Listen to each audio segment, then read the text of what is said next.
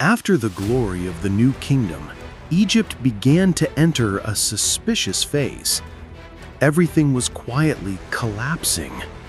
The priests became more powerful than the kings, and corruption spread everywhere. The pharaohs continued to rule in name, but in reality, Egypt was being divided from within.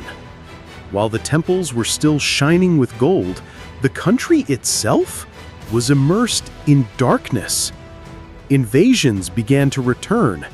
The Persians entered Egypt like a storm. They ruled it and called themselves Pharaohs.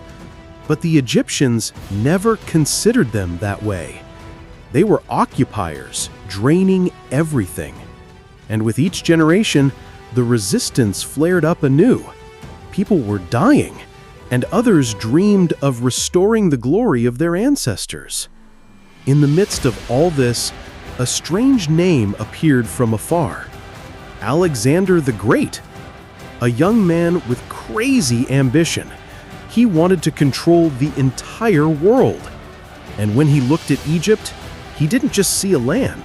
He saw a civilization and a key to eternal glory.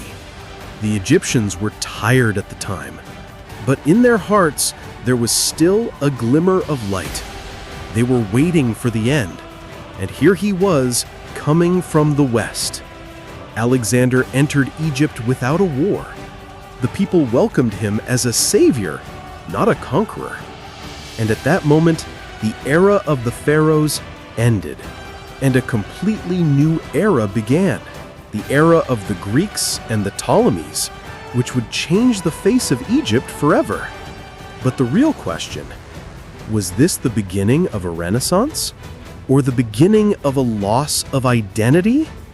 Before you continue to the next episode, revisit the previous episodes and see for yourself how this empire collapsed step by step.